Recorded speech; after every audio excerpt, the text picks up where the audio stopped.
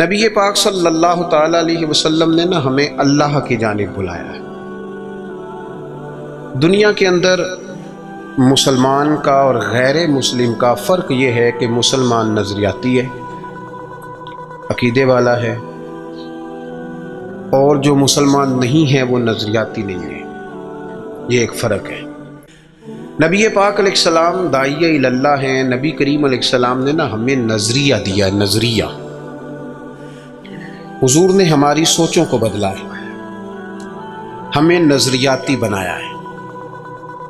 دنیا میں ایک نظریہ یہ ہے کہ ہم نے جو محنت کرنی ہے، جو کوشش کرنی ہے، جو کاوش کرنی ہے، جو کما لینا ہے، وہی صرف ہمارا ہے۔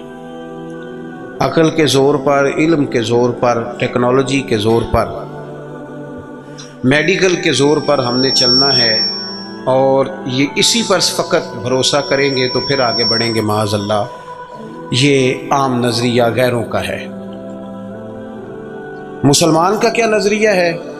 مسلمان کا نظریہ ہے کہ کوشش کرنا انسان کے ذمے ہے، باقی ہونا وہ ہے جو رب نے جانا ہے۔ یہ نظریہ ہے۔ عقیدہ توحید ایک نظریہ ہے۔ جب رب چاہے گا، جتنا چاہے گا، جس کو چاہے گا اپنے فضل سے عطا فرمائے گا۔ یہ ایک نظریہ ہے۔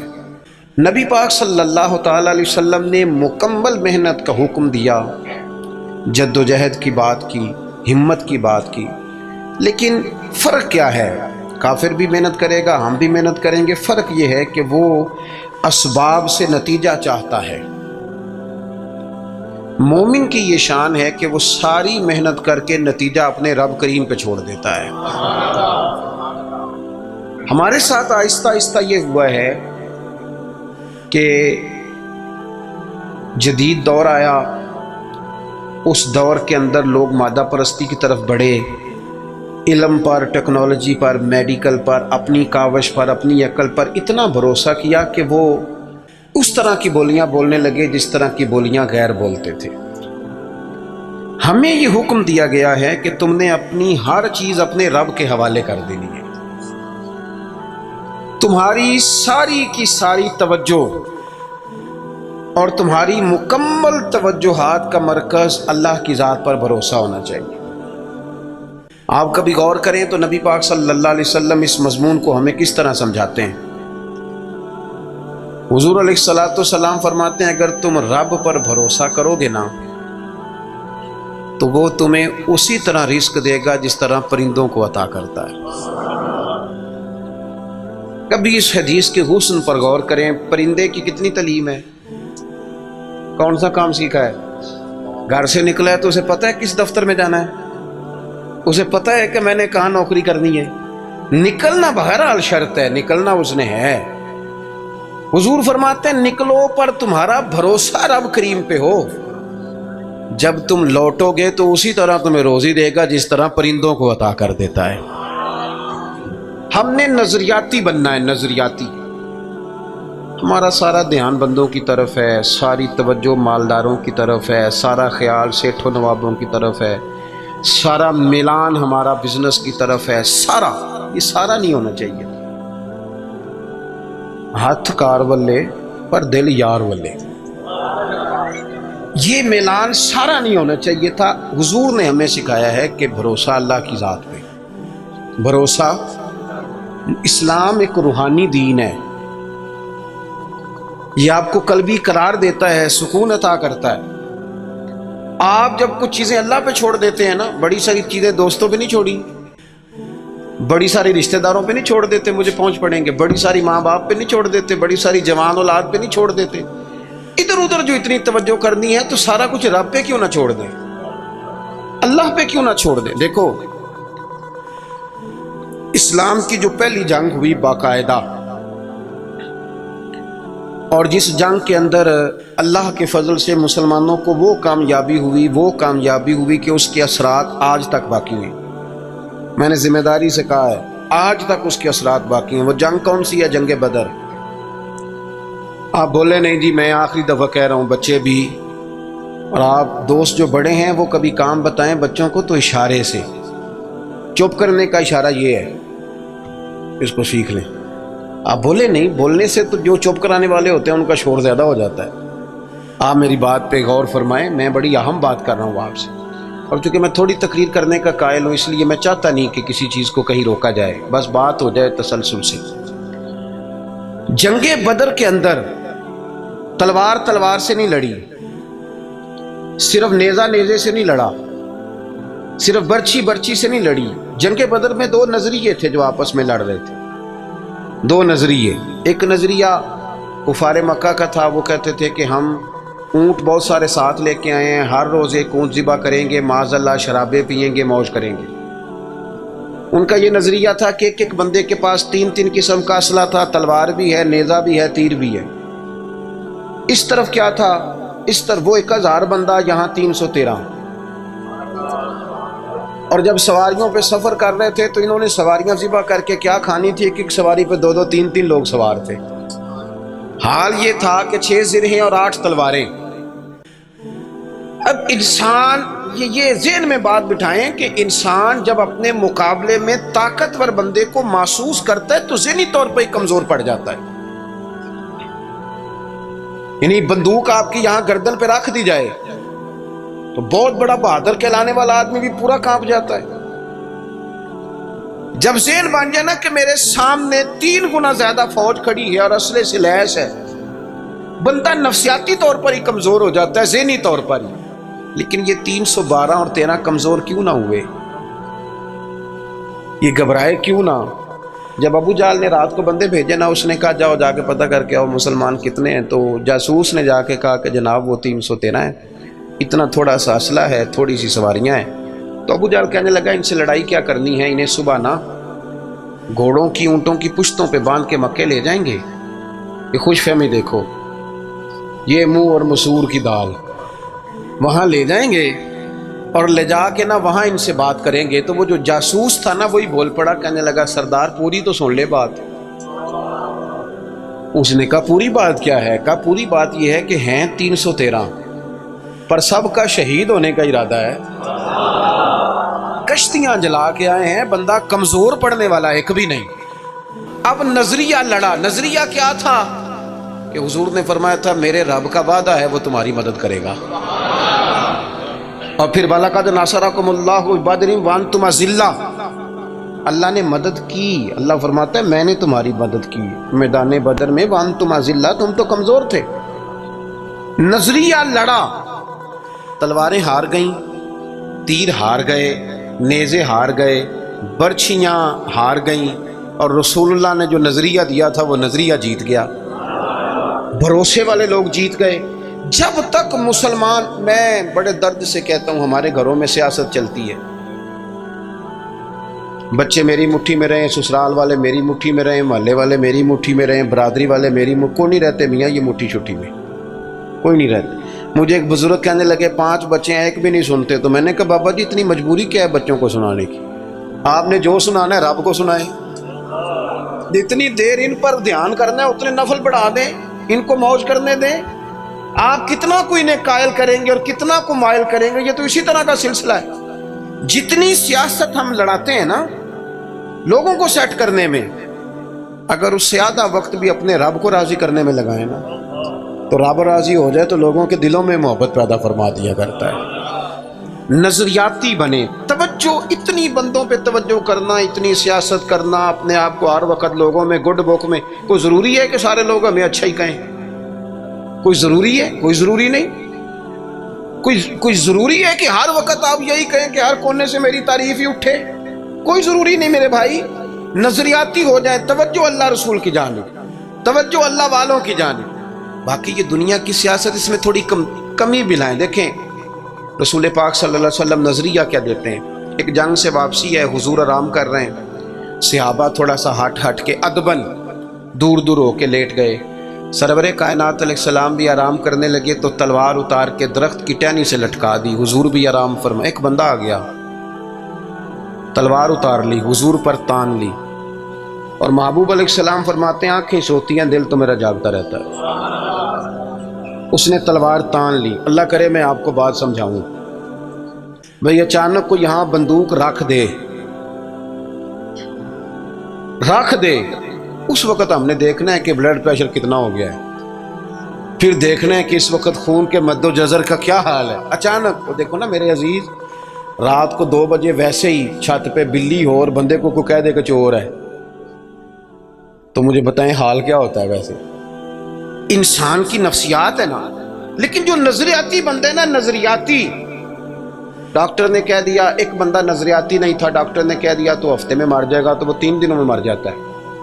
एक नजरियाती है, डॉक्टर ने कहा 1 हफ्ते के बाद आप दुनिया से रुखसत होंगे, तो उसने कहा डॉक्टर साहब आप जो कह रहे हैं अपने इल्म के मुताबिक कह रहे हैं, होना वो है जो मेरे रब करीम ने चाहना है। ये कई साल भी निकाल सकता है। शर्त ये है कि हम नजरियाती हों। हमारी सियासत ही ख़त्म नहीं होती है कि जगह मैं खुद जाता हूँ, बंदे राज़ी कर रहा हूँ, जहाँ मैं नहीं गया वहाँ बेटा भेजा, तू वलीमे पे हो जा, छोटे भाई से कहा तू फातिहा कह, सारा दिन बंदे राज़ी करने में वो फिर नहीं राज़ी होते। हज़रत मौला अली फरमाया करते थे ये इस तरह है जिस तरह चरवाहे की बकरियां हैं, इधर वाली घेर के लाओ तो इधर वाली निकल जाती है, इनको घेरो तो इधर वाली निकल जाती। तो ज़रूरत क्या है? रब की जानिब तवज्जो करना, अल्लाह पे भरोसा करना। उसने तलवार हुजूर पे तान ली। ओ भाई क्या हुआ है? आपको अर्ज़ किया आप खामोश हो, अल्लाह आपको खुश रखे और ये आना जाना भी बंद करें, आपको अल्लाह ताला बड़ी सारी जज़ाए खैर दे। कुछ बंदे बुज़दिल होते हैं, उन्हें तकरीर ना भूल जाए कहीं। आप मेरी बात सुने, आपकी मेहरबानी, अल्लाह आपको सलामती अता फरमाए। मैंने जितनी बात कर ली है शायद इतनी भी ना करूं, इससे कम करूं, लेकिन चाहता ये हूं कि मेरी नहीं है ना, अल्लाह रसूल की है। तो अल्लाह रसूल की बात अपने दामन में बड़ा अदब रखती है। अजीज भाइयों, उसने तलवार हुजूर पे तान ली, सरकार ने मुकद्दस आंखें खोली। तो मैं बता चुका हूं कि अगर हम पर कोई पिस्तौल ताने तो शायद सारा वजूद कांपने लगे। उसने तलवार तानी, हुजूर की मुकद्दस आंखें खुली, कहने लगा आपको मुझसे कौन बचाएगा? कुर्बान जाए, हुजूर ने मुस्कुराना शुरू कर दिया। जिंदगी नजरियाती बन जाओ, जिंदगी हंस के गुजर जाएगी सारी। लेकिन अगर नजरियाती नहीं हो ना, तो फिर तो भाई कारोबार पे नुकसान पे भी हार्ट अटैक हो जाता है। फिर तो मेरे अजीज नौकरी से जवाब हो जाए तो लोग मरीज हो जाते हैं शुगर के। अगर आप नजरियाती हैं तो जी लेंगे। उसने कहा कौन बचाएगा? तो महबूब मुस्कुरा के फरमाने लगे ये तूने अजीब बात कर दी, मुझे मेरा रब बचाएगा। अल्लाह के नाम में ताकत है, अल्लाह के नाम में कुव्वत है, अल्लाह बचाएगा। बस हुजूर की जुबान नूर से ये जुमले निकले, अल्लाह बचाएगा। उन लोगों से डरना चाहिए जो अपने फैसले रब के हवाले करते। अच्छा वकील करने के पैसे ना हों, सिफारिश के पैसे ना, और मामला अल्लाह पे छोड़ दें, उनसे डरो। उन्होंने सबसे बड़े कोर्ट में मुकदमा दायर करा दिया। हुजूर फरमाने लगे रब बचाएगा। बस इन लफ्जों में क्या असर था, बंदा कांपने लगा, तलवार हाथों से गिर गई। सरकार ने उठा ली, फरमाया लो भाई मुझे तो रब ने बचा लिया है, अब तू बता तुझे कौन बचाएगा। आप जिंदगी में अगर नजरियाती हैं तो आप जिंदा हैं, और अगर आप लगे हुए हैं कि ओहो क्या बनेगा, मेरी कौन सुनेगा, गांव छोटा है, मैं बात कर भी लूंगा तो कहां पहुंचेगी, तो कौन होगा, तो कैसे होगा, तो ये तो कमजोरी है। आपके जिम्मे तो कहना है, पहुंचाना तो अल्लाह करीम की बारगाह है, करम के फजल का नतीजा है ये। अल्लाह बचाएगा। उसके हाथ से तलवार गिर गई, हुजूर ने उठा ली, फरमाया मुझे तो रब ने बचा लिया है, अब तू बता तुझे कौन बचाएगा। कहने लगा हुजूर मैंने सुना है आप बड़े ही माफ करने वाले हैं, आप सही बताओ। एक बंदा मेरे ऊपर ताने पिस्तौल, थोड़ी देर के बाद काबू आ जाए तो वो मुझे कहे जी आप तो नेक आदमी हैं छोड़ दें, तो मैं कहता हूँ काबू आ गया तो मैं नेक हो गया हूँ, पहले तो तू बंदूक ले आया था। लेकिन ये हुजूर सैयद आलम सल्लल्लाहु अलैहि वसल्लम के ज़रफ़ की, हौसले की और महबूब के दिले नूर की बड़ाई देखो कितना बड़ा है। उसने कहा सुना है, आप माफ कर देते हैं। फरमाया तूने सुना है? हुजूर सुना है। फिर मुस्कुरा पड़े, फरमाने लगे जा फिर मैंने माफ किया, हो गई बात खत्म। माफी तो यहाँ पहले है सबसे, जा माफ किया। एक तो अपनी जिंदगी में तवज्जो अल्लाह पे करें, ये छोड़ दें इतनी ज्यादा सियासत, इतना बंदों के पीछे भागना, ये तो थका देंगे, ये थका देते हैं। इनकी एक ख्वाहिश पूरी करो तो ये दूसरी। मैं आज ही पढ़ रहा था, हज़रत सईद इब्ने मुसय्यब कहा करते थे या अल्लाह ये बड़ों की आरजुओं से भी बचाना, इनकी आरजुएं बड़ी होती हैं, रोज नहीं एक आरजू। और हुजूर दुआ मांगा करते थे, नबी करीम अलैहिस्सलाम मुस्नद इमाम अहमद बिन हंबल में मौजूद है, اللہ کے محبوب فرماتے تھے اے اللہ اس آرزو سے بچا جو آرزو ایک اور آرزو میں مبتلا کر دے، وہ خواہش جو اور خواہش میں ڈال دے۔ تو ایک تو توجہ اللہ پہ کریں، دوسری بات زندگی کو بود و باش کو اس کو سادہ کریں۔ سرور کائنات صلی اللہ تعالی علیہ وسلم کا کمال یہ تھا کہ لوگ نا حضور کے ساتھ ڈیل کرنے میں آسانی محسوس کرتے تھے کہ حضور سے بات آسانی سے کی جا سکتی ہے، سرور کائنات بات سنتے ہیں۔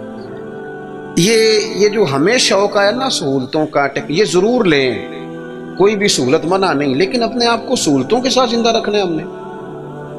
ہم نے نا کچھ آسانیاں زیادہ جمع کرنی شروع کر دی اپنے ڈرائنگ روم میں۔ سردیوں میں ہیٹر ہے، گرمیوں میں اے سی ہے، اور ہر شہر ریموٹ کنٹرول ہے، اٹھنا نہ پڑے بیڈ سے، توبہ توبہ، اور واش روم بھی اٹیچ ہے۔ اتنی سہولیات جمع کرنا چاہتے ہیں، بس نہیں چلتا، ورنہ جو ہم لا سکتے ہیں وہ تو ضرور آتا ہے۔ اس سے زیادہ جب آپ اتنی آسانیوں کے عادی ہو جاتے ہیں نا میرے عزیز، تو پھر آپ نظریاتی نہیں رہتے، پھر آپ کو قابو کیا جا سکتا ہے، پھر تو ڈاکٹر کو بھی ایسی دے کے تحفے میں تو مرضی کی دوائی لکھوائی جا سکتی ہے۔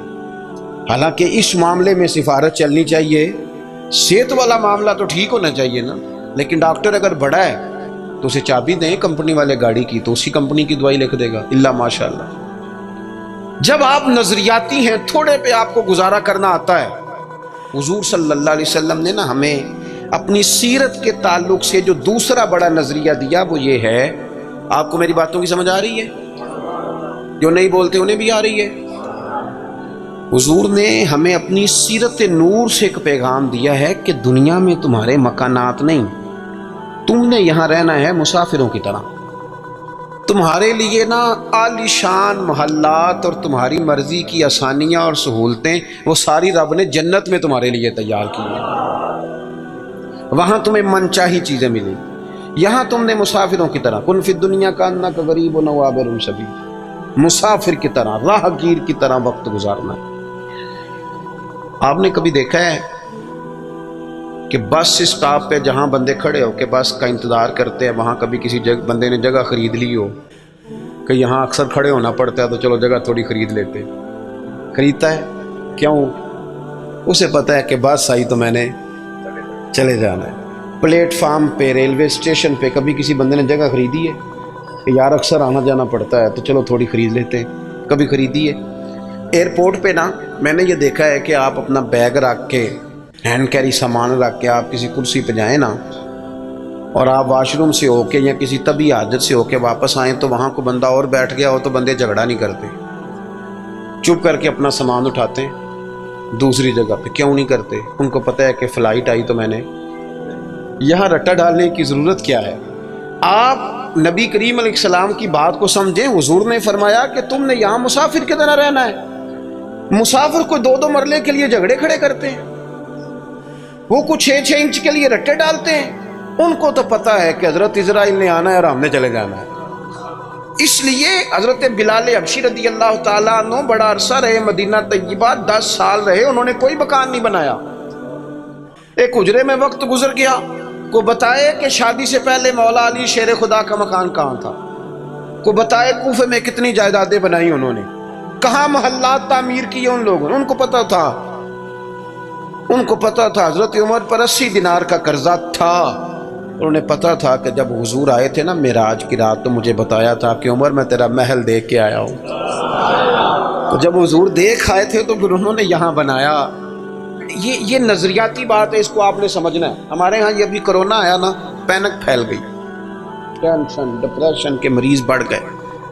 آپ نے ناراض نہیں ہونا، زیادہ تر وہ لوگ ٹینشن میں ہیں جو آسانیوں میں جینے والے تھے نا، کیونکہ بندے نے اتنی قیمتی کوٹھی بنائی ہو پھر چھوڑ کے مر جائے، دل نہیں کرتا مرنے کا۔ اتنے پیسے جمع کیے ہوں پھر چھوڑ کے کیسے مرے، دل ہی نہیں کرتا۔ وہ لوگ مسافر تھے، انہوں نے سامان باندھے ہوئے تھے، جب رب کا حکم آئے گا ہم حاضر ہو جائیں گے۔ اب یہ ٹینشن کیوں پھیلی؟ ٹینشن بھی اس لیے پھیلی کہ ہم اسلامی نظریات کو نہیں سمجھتے۔ اور میرے بھائی وہ کسی اور کا عقیدہ ہے کہ مر جائیں گے تو فنا ہو جائیں گے، اور کا عقیدہ ہے۔ اور مجھ سے کچھ سوالات بھی ہوئے اس دوران۔ دیکھو قبر کھڈا بھی ہے، گڑھا بھی ہے، لیکن مجھے اپنی ڈائریکشن کا پتہ ہے، آپ کو بھی اپنی ڈائریکشن کا پتہ ہے۔ ہمیں کسی کی نا ایک آدھ خامی کا پتہ ہوتا ہے، اپنی تو ساری کا پتہ ہوتا ہے، لیکن وہ الگ بات ہے کہ اپنی خامیوں سمیت اپنے آپ سے پیار ہوتا ہے، اور کسی کی ایک خامی دیکھ کے بھی اس سے پیار نہیں رہتا۔ عزیز بھائی، ہمارا یہ مسئلہ ہے کہ اگر تو ڈائریکشن ہماری غلط ہے، کام ہم نے دوزخ والے شروع کیے میں تو کبڑ کھڈا ہے، دوزخ کے گڑھوں میں سے گڑھا ہے، لیکن اگر ڈائریکشن ٹھیک ہے، حلال حرام کی تمیز ہے، آنکھ پر، زبان پر، نفس پر کنٹرول ہے، پھر قبر کھڈا نہیں، نظریہ سمجھو، پھر تو قبر باغ ہے۔ نہیں سمجھے آپ میری بات؟ قبر باغ میں جاتے ہوئے ڈر لگتا ہے، پریشانی ہوتی ہے، دل گھبراتا ہے، وہ جی قبر میں آکسیجن کہاں سے آئے گی؟ میں نے کہا جہاں اماں کے پیٹ میں بچہ ہوتا ہے تب کہاں سے آتی ہے؟ چلیں اس سے بھی اور مثال دیتا ہوں، کبھی انڈا دیکھا جب اس میں سے بچہ نکلتا ہے؟ چاروں جانب کو جگہ ہوتی ہے آکسیجن کی۔ یہ جو بڑے عقل مند لوگ ہیں یہاں سوال کھڑے کرتے ہیں، ان سے پوچھو کہ بچہ تندرست بھی نکلتا ہے انڈے سے اور سونا بھی نکلتا ہے، تو جس رب نے وہاں اسے سنبھال کے رکھا نا، پیاری جلد بنائی، وہ قبر میں بھی تیری بڑی حفاظت فرمائے گا، بڑی حفاظت فرمائے گا۔ بل بارت شاہ نہیں مردے جنہ کیتیاں نیک کمائیاں نے، نالے عرش فرشتے بانگاں ملیاں، مکے پہ گیا شور، بلے شاہ آسان نہیں مرنا ہے تے مر گیا ہی کوئی اور، تو کوئی اور۔ یہ کیا اقبال بھی کہتے ہیں، موت کو سمجھے ہیں غافل اختتام زندگی، یہ ہے شام میں زندگی، پھر صبح دوام زندگی۔ قبر باغ ہے، باغ۔ آپ ایک وہ ہے کہ خوف ہے قبر میں کیسے جائیں گے، وہاں کیا بنے گا، بستر کوئی نہیں، ٹھنڈ بڑی ہے، وہاں کیسے گزارا۔ ایک یہ ہے کہ وہ باغ ہے، باغ بھی عام نہیں، روضۃ من ریاض الجنہ، جنت کے باغوں میں سے باغ، اور باغ عام نہیں جس کے نیچے نہریں رواں ہیں، اور باغ اتنی شانوں والا ہے کہ پہلی آنکھ کھلے گی تو زیارت چہرہ بددعا کی نصیب ہوگی۔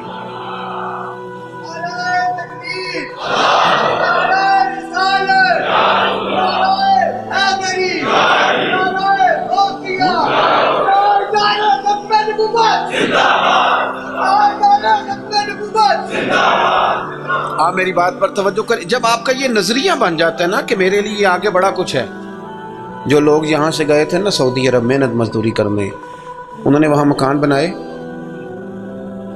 میں نے دیکھا ہے کہ جس نے جو گیا تھا نا 35 سال پہلے جو کمبل خریدا تھا، واپس آنے تک وہی کمبل ہے، اور وہاں بیٹھ کے اس کو پتہ ہے نا میرا گھر پاکستان میں ہے، تو یہاں وہ ٹائلیں بھی لگواتا ہے، حالانکہ آ کے سال میں رہنا 15 دن ہے، 20 دن ہے، ٹائلیں بھی لگوا رہا ہے، تیاریاں بھی، کیوں کہ ذہن بن گیا میرا اصل گھر۔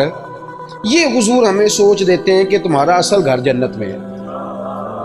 اسی پنجابی چ ایک لفظ بول رہے ہیں، تم کدے سوچیا بھی نہیں ہوئے گا، بولتے ہیں نا جی، اس کا معنی کیا ہے کہ تیری سوچ سے، تیرے ادراک سے ماوراء بات کر رہا ہوں۔ حضور کیا فرماتے ہیں؟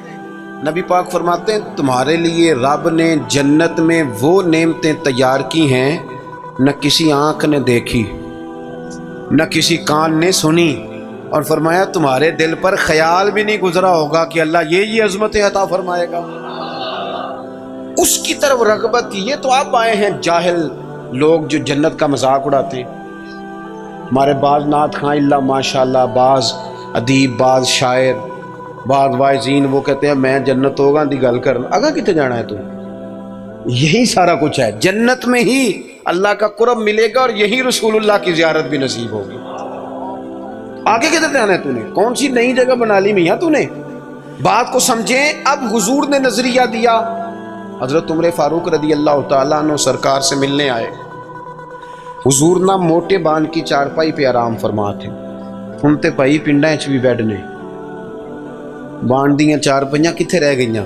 کی آکھی دا سی مونج دی منجی، بولو نا یار، مونج دی تے جیڑی جیز چ ملدی سی او دے بس پاوے رنگین ہوندے سن، انجے یہ اوہو، لیکن کمال تھی نا یار، مکان کچے بندے پکے، محبت گہری، پیار زیادہ۔